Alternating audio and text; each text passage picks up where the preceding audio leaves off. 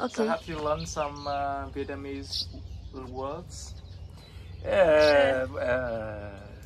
I'm very happy to have the students here. Yeah, I mean, have you learned some? Words. Words? No, words. No, we haven't. We think their names are very different. Sometimes, so we have to practice how to pronounce their names. Yes.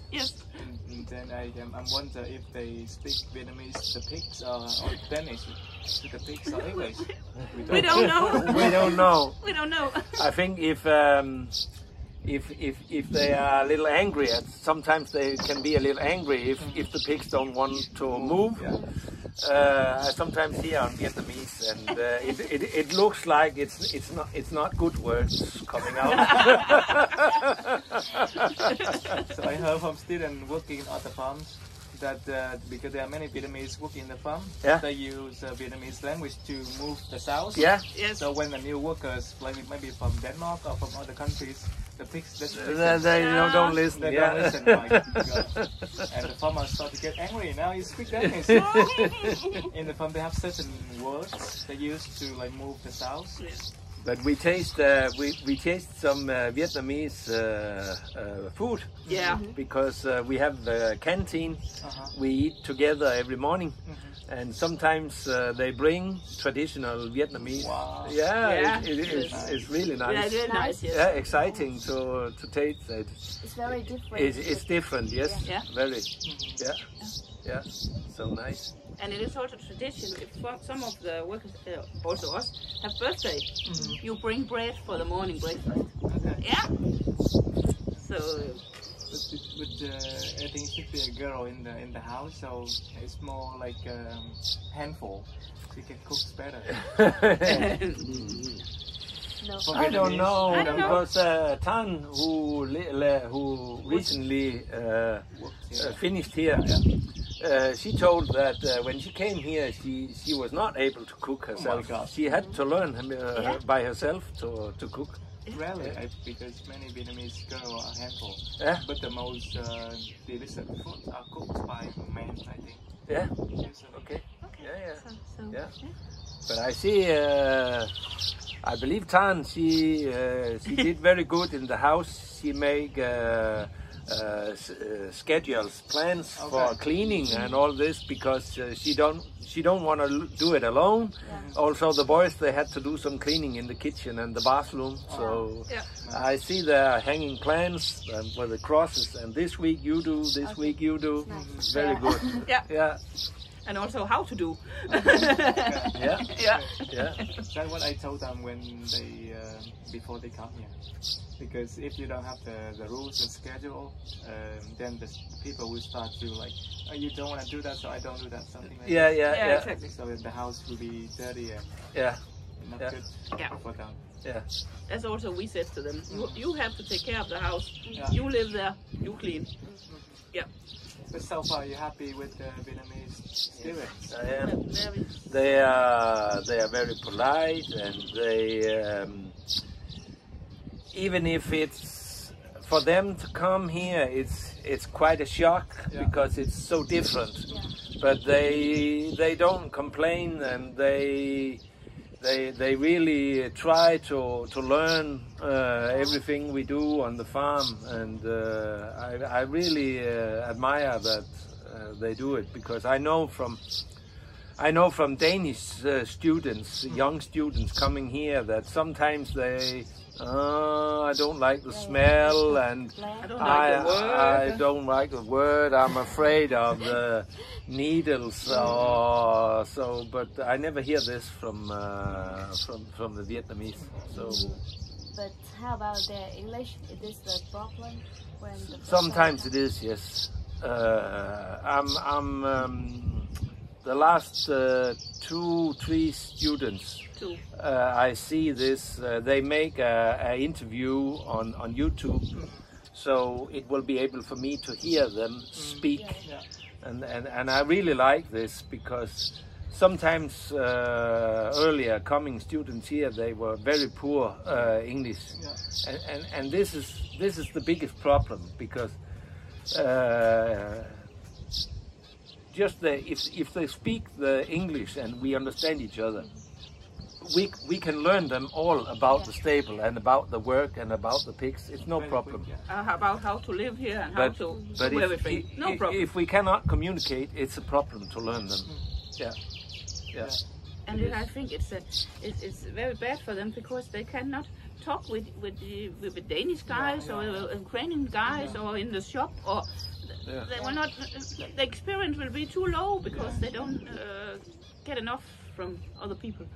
That is something we are working on very seriously with the students, to repair students, because like Vietnamese students, they don't have the privilege like Filipino students. All the students from other countries, like Africans, they speak perfect English. Yeah.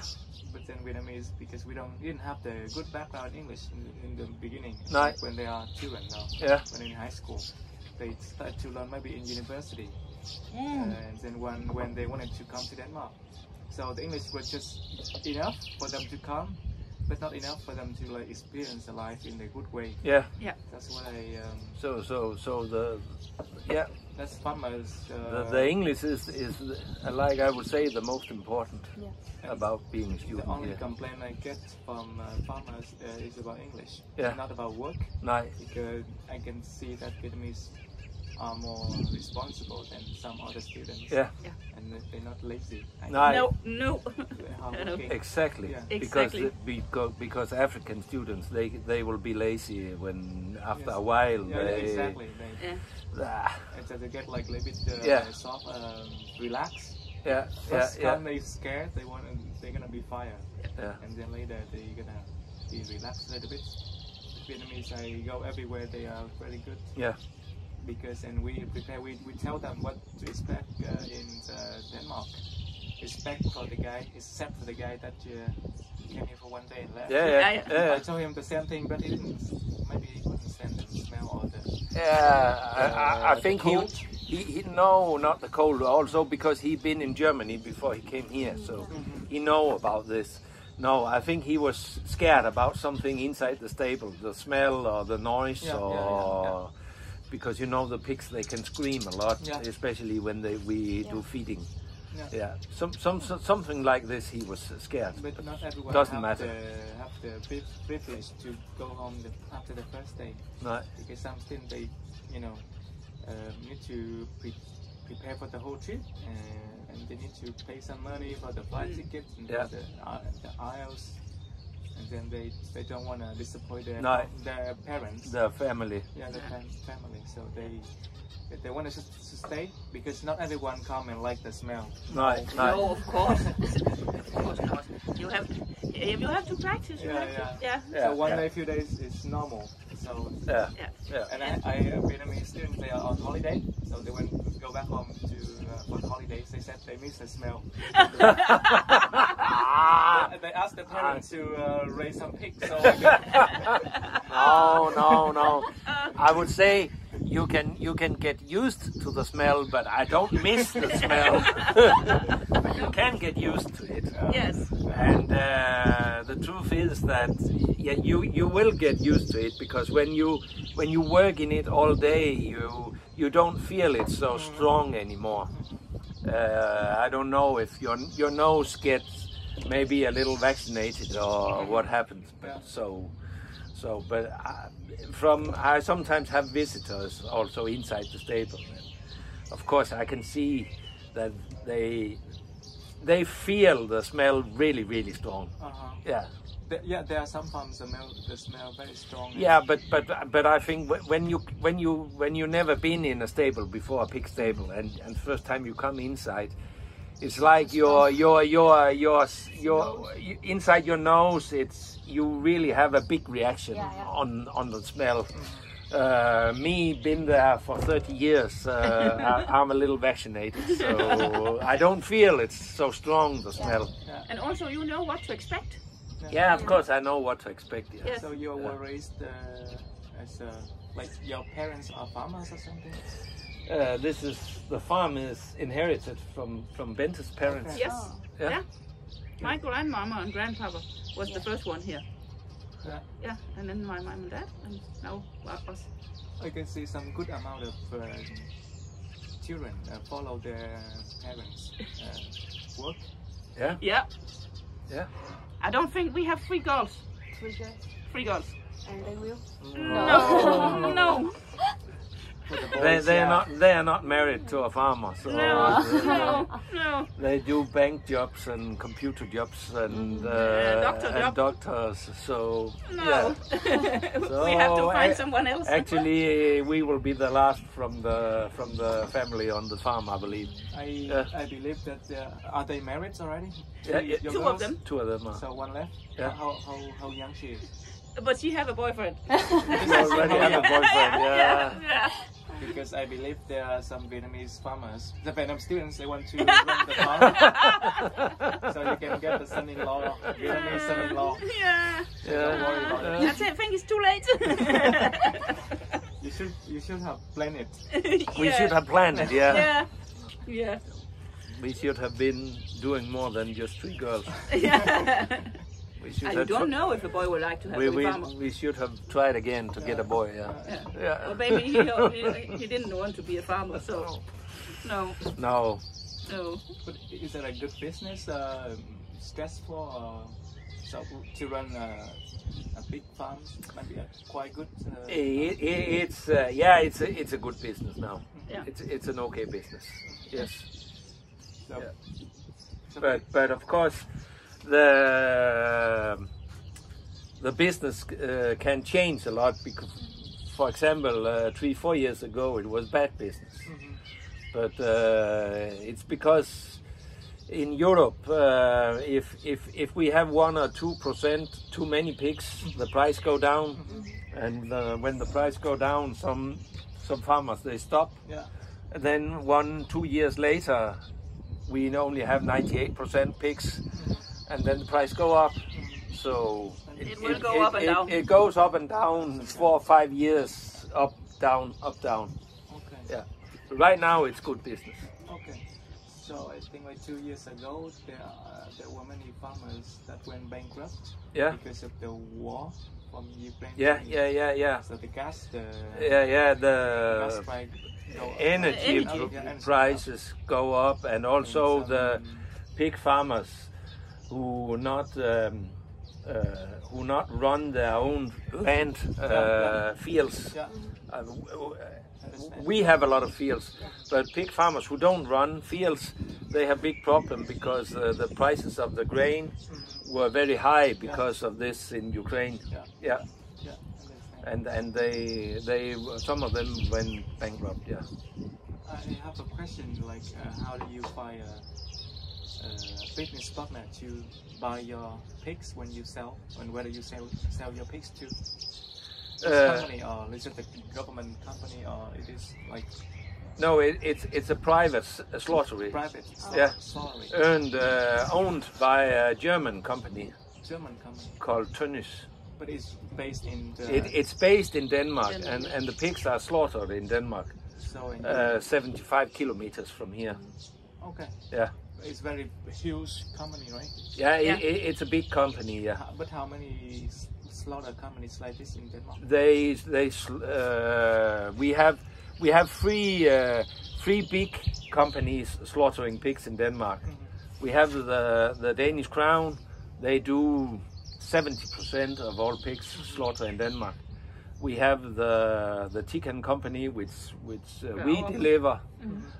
They will slaughter around 20%, and we have one more company slaughtering 10%. Okay. So. And you sell to the 10%? I sell to the 20. Yeah. So. Yeah. So why don't you sell to the Danish Crown? I get a little better price selling to the other company. Surprised? Yeah. Wow. Better price. A better price, a higher price. Higher price, yeah. Yeah. That's good competition. Yeah. It's because of the competition. Yeah. I was 5 years ago. I was delivering for Danish Crown, but I get a good offer, and yeah, that's when you change. This is how business. How long have you cooperated with the slaughtering company? 5 years. 5 years. Yeah. It was good.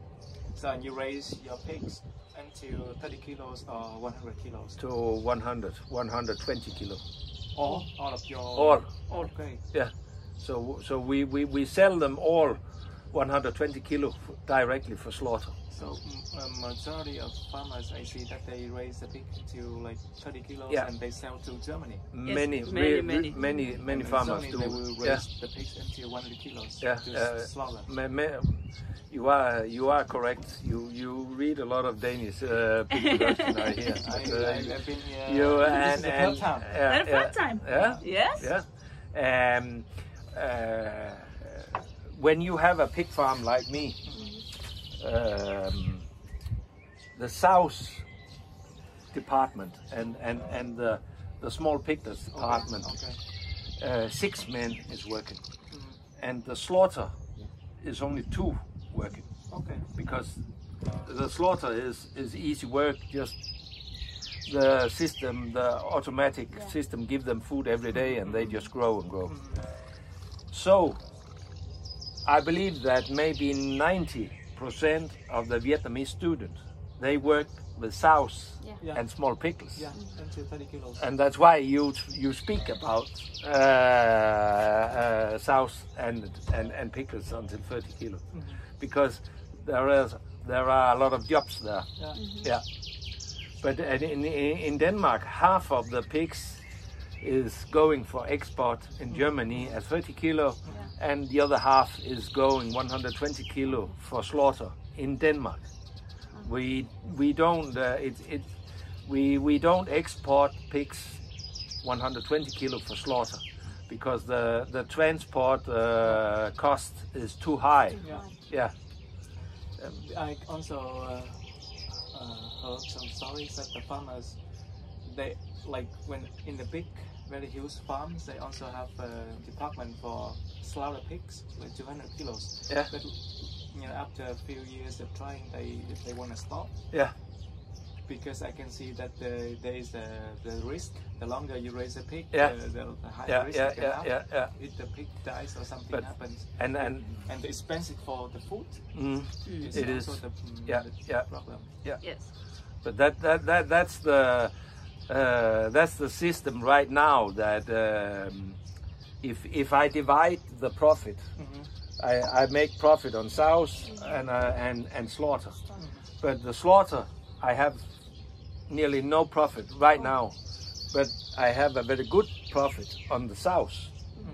But I choose to continue with both the sows and the slaughter because I know from 30 years of experience that things they change.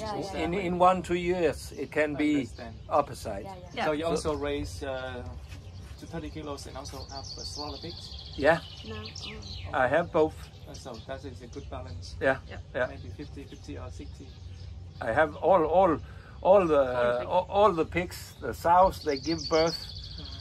All the pigs goes for small pig stable, and all pigs goes for slaughter stables. I don't make export to Germany. Okay. Just moving. Just moving. Yeah, just moving. Yes. From one stable to another. another. From one farm to another. In case something happens, you can do something in between. Yeah, I can. Yeah. You can raise the 30 kilo. I can also start export 30 kilo. Of course I can. But then the stables are empty. I choose not to do right now because I know things can change fast. Yeah. Very good knowledge. Yeah. And how did you learn all about agriculture, running a farm? Where did you go to university to learn about it, or you learned from your parents? I'm also born on a farm. My parents were farmers, so right. Yeah, I have never been doing anything else than being a farmer. So I learned from baby to be a farmer. Yeah. Also, you have education. You have of course, I have education. When you were young. I have a 3 years education on school.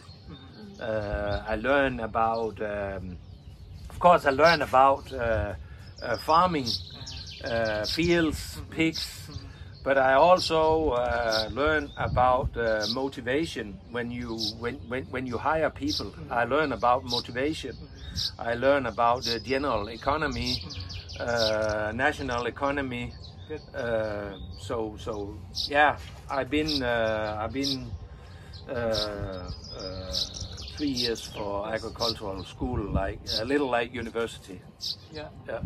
I also met some farmers. They said they had education in economy, not in farming, because they were born on the farm. Yeah. So the knowledge they learn from their parents, Yeah. their family, but they need to know about the economy, Yeah. general economy, Yeah. and national economy. Yeah. You can change.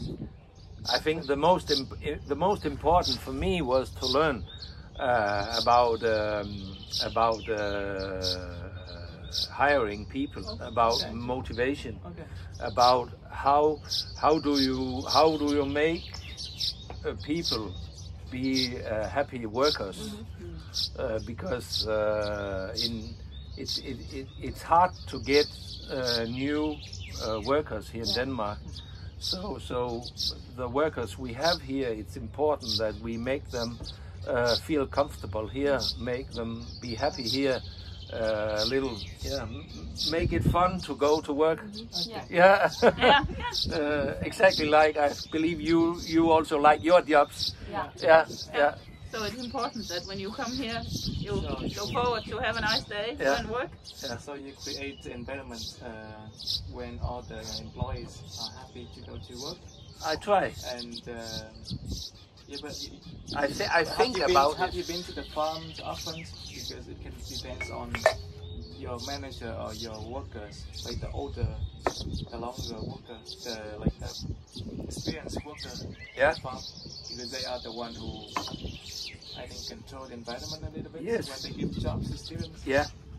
And to other workers.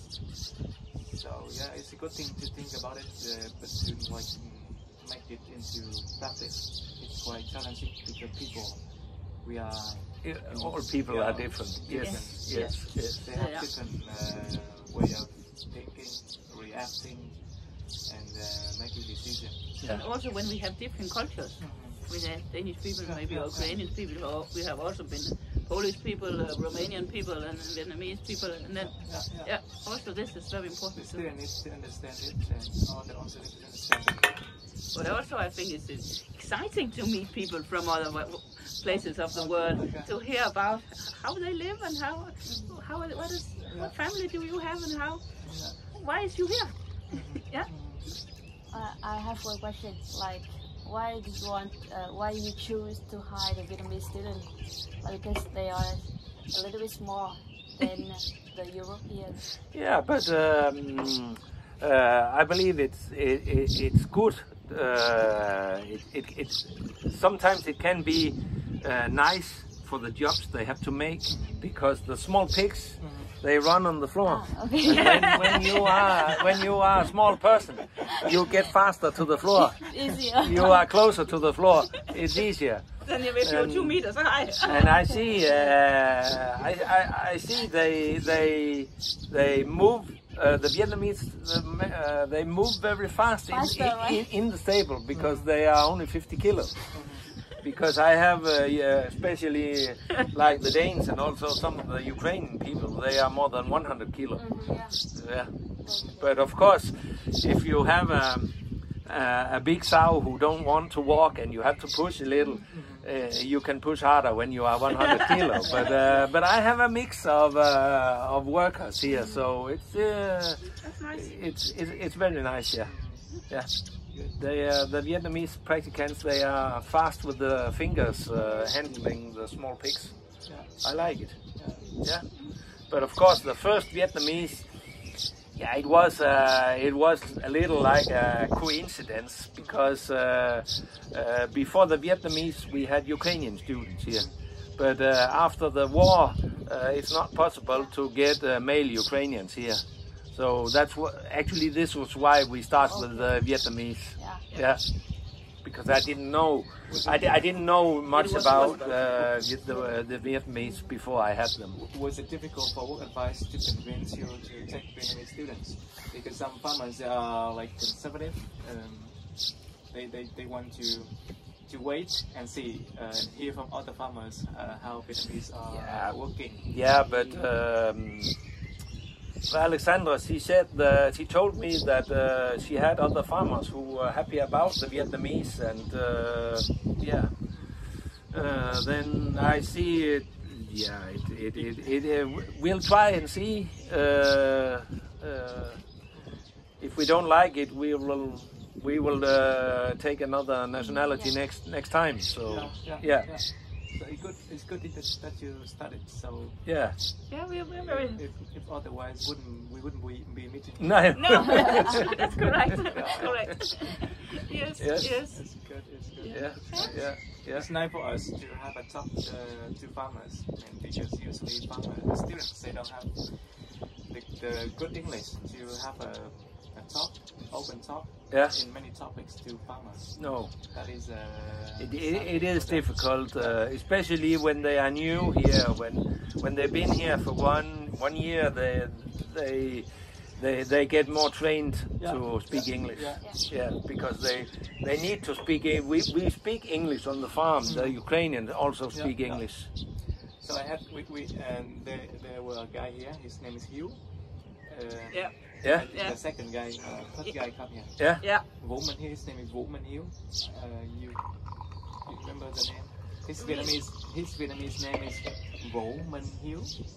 I think we call him we. We or Ming. Yeah. No, my second guy. The second guy come here. Yeah. The second guy, this was we, and he learned to speak Danish here in 1 year.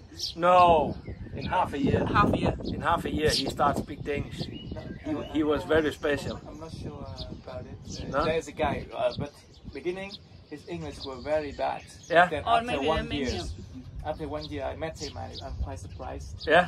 Because his English will improve a lot. Yeah. He is now like a disc jockey in Vietnam. Okay. Him. Yes. He really changed a lot in this 1.5 years he was here. Exactly. He really did. He came here. He was nearly like this. And if you talk to him, he says, "Oh, yes." When you've been here half a year, he starts looking at you. 1 year. And 1.5 years, he was nearly crying when he left. He was not only near his English as a person. He also changed a lot. Changed from one person to another person on this 1.5 year. Yes, it was wonderful to watch. Yeah. He had some problems in Vietnam when he came here, but because he came so far away from his problem, he started a new life. Yeah. Exactly. He had because I met him. Yeah. When he was having a problem with it's like how do you say it? You try some drugs. Yeah. Did you know about this? Yeah, we do. And he get addicted to that. Yeah. Yes. And he got.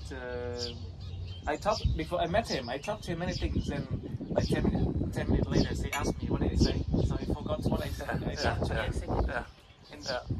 But when he came here, I was very worried about him. He also had problems working at the first 3, 4, 5 months. Yeah.